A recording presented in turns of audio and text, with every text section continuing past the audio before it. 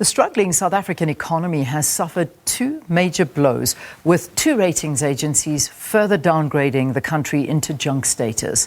Moody's downgraded the country's foreign and local currency rating to Ba2 and maintained a negative outlook. Fitch lowered the country to BB-, that's double B-, with a negative outlook as well. Both say their decisions are based on the impacts and the strains of the COVID-19 pandemic on the economy. S&P Global has, however, decided to keep its rating unchanged at double B-. Professor Chris Malikane, Associate Professor at the School of Economics and Finance at Wits University, joins us to explain what these downgrades actually mean. Prof, good to have you. Thanks for joining us. Good morning, Leanne, and good morning to the viewers. So, to be honest, when you say the word Ba2 and BB- and all of these things, people watching the TV are like, so what does that mean to me? And what exactly does that mean? So, Prof, give us an explanation. What has happened to the status of our economy and the downgrades that's been expressed by these ratings agencies? So basically what has happened is that the ratings agencies are looking at the performance of the economy, particularly its growth rate and the capacity of government to pay back debt that it owes. And that spills over to the capacity of companies in the economy, the capacity of banks as well to pay back debt. So as the economy is growing very slowly and in a recession, the capacity goes negative. Basically, the incapacity increases of us to pay back our debt. Hence, we now get downgraded. So when we say we are being downgraded, basically it means that the probability of default on our debt increases because of weaknesses in our capacity to earn income to pay back our debt. So can you give us an understanding? I mean, when we talk about debt, what does South Africa's debt levels look like right now? Well, as matters stand, South Africa's debt, particularly public sector debt, as a ratio of GDP, which is the value of goods and services that we produce, income, national income, it has increased. The previous MTBPS was saying that the debt would exceed over 80%. So as the ratio of your debt to income increases, it means that you are getting more and more debt burdened, and the capacity and the probability that you'll be able to pay back the debt gets lower and lower as your income decreases relative to your debt rising.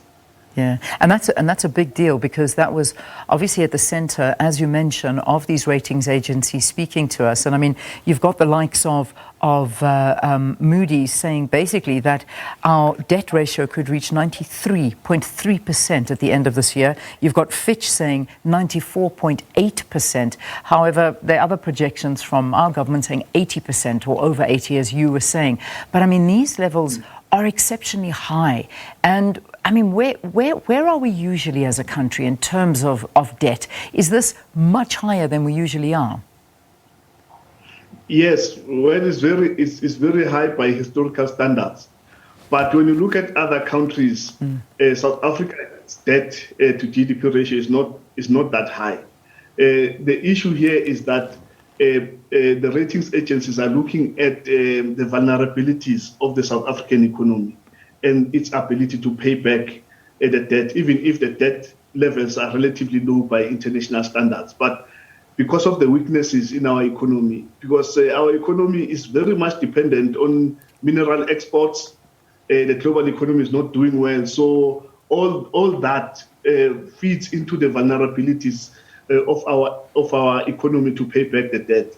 If you look at also the nature, the type of funding that government has developed over the years, it's very much dependent on the private sector, and the private sector in turn is very vulnerable to international capital flows. So those vulnerabilities, all of that builds into the incapacity of the country as a whole to pay back its debt. Yeah. Now, I mean, just in a nutshell, if you can, Prof, what does it mean for us? You know, we talk about debt, we talk about all of these things on a national level, and you know, this is higher grade economics. But at the end of the day, it's you and I that are going to be affected. So in our lives, in our everyday lives, how does this affect us? Do we see sudden increases once again in food, something that we've been seeing all the time? Just generally our living expenses getting higher and higher, interest rates going higher. I mean, how does it affect us on a normal day, affecting our pockets? Okay, in the first instance, when you get downgraded, it means that you become riskier. The risk perception increases. What then it means is that for you to borrow in order to finance your activities, you pay a slightly higher interest rate to compensate for the increased risk. Because of the higher interest rate that you pay, then less money is available for government to finance other activities such as infrastructure and so forth. And because what government pays as an interest has been bumped a bit higher because of the downgrade, it's a benchmark for other interest rates in the economy. So your mortgage rate gets bumped up a little bit. Your borrowing costs generally in the economy they increase. So the interest cost of debt in the economy rises. The second issue with the downgrades is that other investors, once you get to a certain level of being risky, they stop lending you money at all, even if you offer them a higher interest rate. So the pool of funds from which you can draw in the global economy gets smaller and smaller. That is what is called credit rationing, get rationed out of global markets as you get more and more risky. There are countries where investors do not even want to look because they are too risky. Yeah. So because the ratings agencies have said, no, these countries are very risky, you won't get your money back with a probability of close to 100%. So such economies are rationed out. I mean, if we look at comparative, as you did say, comparative countries where we, according to Fitch, have the same kind of rating as something like Brazil and Turkey. And I mean, these are not favorable. I mean, please correct me if I'm wrong. I mean, these are not favorable economies either. So that's the kind of company that we as a country are finding ourselves in these days. Yes. In fact, if you look at Turkey is five notches below a junk status. We are 3 notches below junk status. So amongst these emerging markets, we still are looking good. Amongst the junk status, we've got a better junk status than Turkey. But one thing is that the level, Prof? Is that the level our economy has reached, where we're trying to sort of make ourselves feel better as to we're junk, but we're not that junk. I mean, we're heading junker, but I'm trying to look at positives. But sorry, I had to find the humor in what you're saying. But it is not, unfortunately, a laughing matter because you know this affects everything and every decision going forward. And you know, one question I want to ask you is that a lot of this has been blamed on the impact of COVID-19. And what the pandemic has had on the economy. We know this. We cannot escape what COVID-19 has done to small businesses and to the economy here and globally. However, even before COVID-19, there were major questions being asked about the growth within South Africa and the opportunities that are just not happening here in the country, the job creation, the wage bill, the labor impasses that we see happening all the time. You know, let's look at that. Let's even look pre-COVID-19. How are we doing? Would the story have been much different? No, the pre-COVID-19 were in a recession already. So there were no prospects of the country getting out of the recession. So even if there was no COVID-19, the economy was going to be in a recession. My calculation is that the economy would have been deeper into a recession. So what the ratings agencies are saying is that in order to get the economy out of the recession, the country has to implement structural reforms, which are policies that were advocated by National Treasury, and which are policies with which some of us differ. Because ratings agencies, when they give us these downgrades and cite the fact that we need to implement structural reforms to get out of the recession, basically they are saying that we need to privatize certain activities like ESCOM, water provision, concessioning of rain lines, and so forth. Yet, we're in a country with huge inequalities. And the ratings agencies, by the way, by giving us these downgrades and citing that we should implement these policies, they're taking us back to policies that failed, structural adjustment programs that failed on the African continent. So at some point, as a country, we need to exercise our sovereignty and implement those policies that will address our inequalities, historical poverty levels, and so forth. Because ratings agencies are not going to assist us in resolving our historical challenges as a country. Yeah. I mean, these are the real impacts, and this is the big problem. I mentioned in passing the whole labour issue as well, and the wages. Now, of course, unions are still unhappy about what's going on. We obviously do know from government side it's not affordable. However, labour unions are not happy with this explanation, saying that there is now a break in relations and the fact that an agreement is being reneged on. But financially, again, when we take all of this into consideration, how do we maneuver through this? Well, there needs to be a serious rethink of the policy framework in South Africa. Firstly, how do we finance development in South Africa? How do we broaden economic activity so that it includes the maximum number of people? You know, as we speak, the country is in dire need of huge infrastructure development. It's in dire need of certain basic services, which, if they were provided to lift the standard of living of the majority of the people in the country, they would boost aggregate demand in the economy, create value chains in the economy, and create jobs.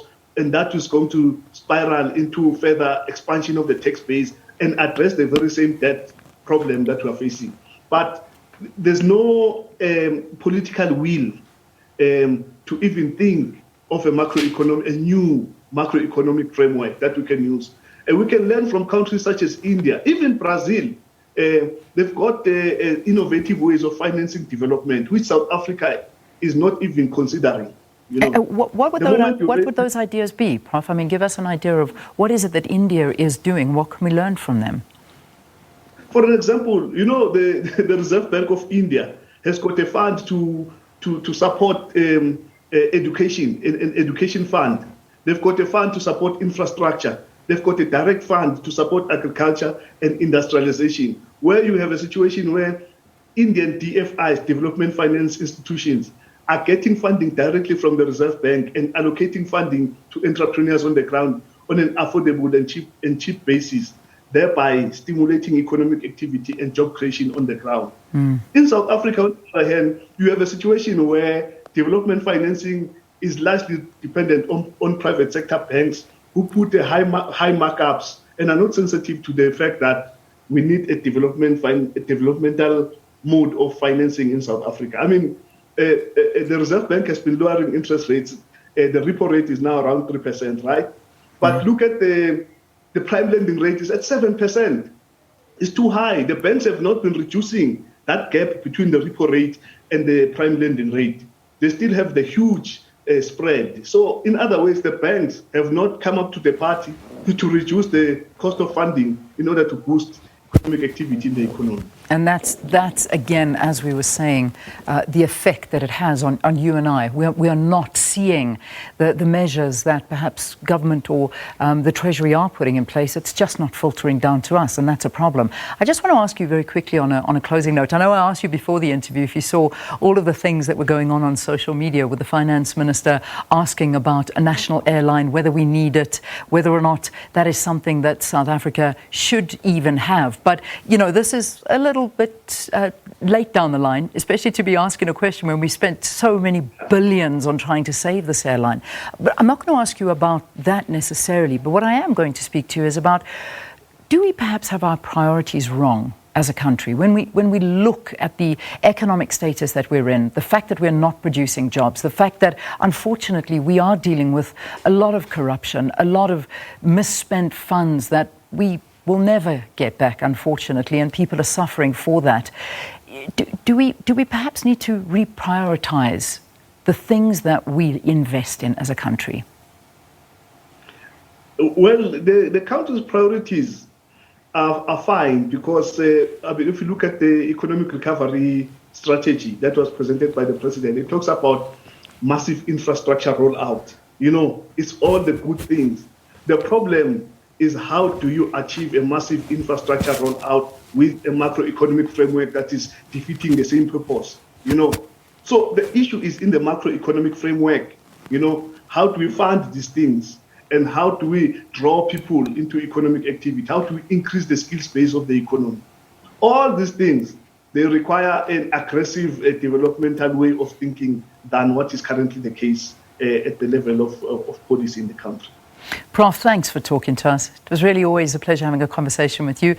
Professor Chris Malikane, he's from the Wits Business School, talking to us about South Africa's credit rating downgrade from two major agencies, a big blow to us here in South Africa. And I suppose talking about how we can mitigate this, Akina. So, that was actually quite funny. We're bad, but we're not that bad. We're junk, but we're not as junk as they are. But we junk. There are people who are more junk than we are. So, we're okay. Love how Professor Malikane just breaks it down, makes it easy for us all to understand exactly the mess we are in. And if you look at all sorts of variables, our debt to GDP ratio, not even sure if it's worth talking about anymore. It is crazy. Yeah, it really, really is. Runaway train. You know what's happening in Zambia at the moment? Oh, they are in so much trouble. What's happening? Financially.